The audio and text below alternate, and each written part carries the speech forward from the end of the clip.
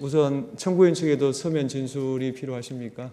저희는 오늘 준비된 건 없습니다. 없고요. 예, 알겠습니다. 그럼 피청구인 측에서 10분 범위 내에서 진술하십시오. 피청구인 대리인 조대현 변호사입니다.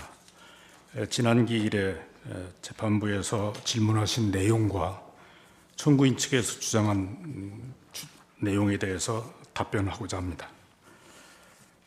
첫째로 이 사건 비상계엄은 처음부터 반나절 계엄이었고 국민들이 경각심을 호소하기 위한 것이었습니다.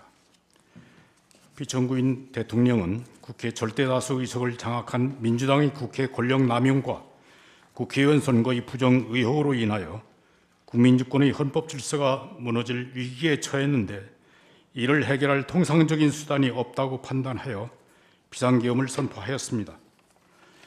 피청구인 대통령은 법률 전문가이고 평생 검사로 일해왔습니다. 야당인 민주당이 국회의석의 절대 과반수 의석을 장악하고 있기 때문에 피청구인이 비상계엄을 선포하여도 민주당이 곧바로 계엄 해제 안건을 상정해서 통과시킬 것이고 이에 따라 계엄을 해제해야 할 것이라는 점을 피청구인은 잘 알고 있었습니다. 그렇다고 헌정 질서를 수호할 책임이 있는 대통령이 수수방관할 수는 없었습니다. 그래서 국회에게 위헌적인 활동을 중지하라고 경고하고 국민들에게 국가 비상사태의 실태를 알려서 경각심을 가지게 하려고 비상계엄을 선포하는 것입니다.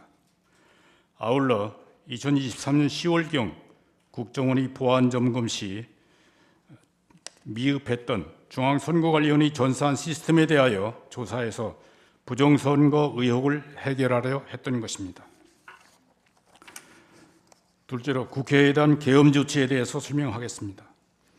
국회가 입법권과 탄핵소추권과 예산심의권을 남용해서 행정부의 기능을 마비시키고 있었지만 이를 해소할 수단이 없었습니다. 국회 해산권도 없고 비상계엄을 선포하여도 국회의 권력남용을 시정할 수단이 없었습니다. 그렇지만 국회의 위헌적인 권력남용이 비상계엄을 선포한 원인이라는 사실을 알려서 국민들에게 경각심을 불어넣을 필요가 있다고 판단했습니다. 그래서 비상계엄을 선포하고 병력을 국회에 출동시킨 것이지만 그 당시 야당인 민주당이 절대 다수 의석을 차지하고 있어서 비상계엄 선포 후 반나절 이내에 비상계엄 해제가 요구되리라고 예상했습니다. 그럼에도 불구하고 피청구인은 국회의 유연적인 탄핵소추권 남용으로 야기된 행정부의 일부 기능 마비, 무분별한 예산 삭감, 국가 이익에 반하는 입법 활동 등으로 인해서 헌정문란 사태를 주권자인 국민들에게 직접 호소함으로써 주권자인 국민이 국회 독재의 실상에 대하여 눈을 부릅뜨고 감시하고 비판 견제할 수 있도록 촉구하고자 비상계엄을 선포하였습니다. 비상계엄의 목적이 국회를 해산하거나 국회 기능을 정지시키려 한 것이 아니었기 때문에 대통령은 국회에 병력을 출동시키면서 비무장과 비폭력을 분명하게 지시했습니다. 그 결과로 국회에 출동한 군인들은 국회 경비원들한테 맡겨서 본관 출입문으로 들어가지 못했고 창문으로 들어갔던 것입니다. 또 국회 경비대가 방화수를 분무하자 그들을 제압하지 않고 뒤로 도망쳤던 것입니다. 계엄군에 의하여 국회를 해산시키거나 회의를 방해할 의사도 없었고 방해하려고 시도한 일도 없습니다. 국회의원들이 국회와 회의장에 들어가는 것을 막지 않았고 그래서 국회가 비상계엄 선포 2시간 만에 비상계엄 해제 요구를 의결할 수 있었던 것입니다. 포고령에 국회 활동을 금지한다고 기재된 것은 실행할 의사도 없이 경고용으로 기재된 것에 불과합니다. 포고령에 기재된 내용을 실행할 의사도 전혀 계획도 없었기 때문에 법률 비서관에게 검토시키지도 않았습니다. 다만 야간 통행금지 부분은 국민들에게 불편을 줄 수 있으니 빼라고 했을 뿐입니다. 대통령이 비상계엄으로 국회 활동을 금지하고 비상입법기구를 만들려 했다는 주장은 터무니없는 거짓 선동입니다.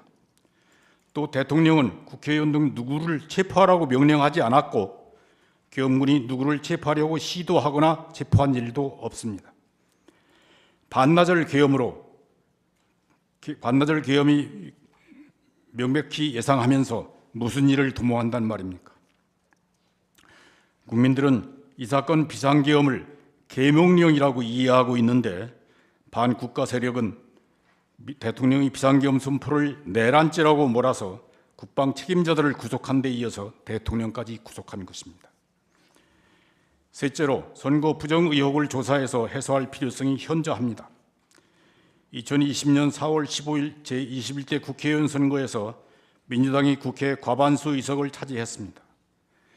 그러나 선거 당일 투표에서 이기고 사전 투표에서 패배한 후보자들이 선거 부정을 주장해서 120여 건의 선거 무효소송을 제기했습니다. 그리고 그 재검표 과정에서 비정상적인 투표용지가 무수히 발견됐습니다. 그런데도 대법원은 선거 부정을 인정할 수 없다고 판결하였고 중앙선거관리위원회는 독립된 헌법기관이라고 내세워서 선거 부정 의혹을 조사하지 못하게 했습니다.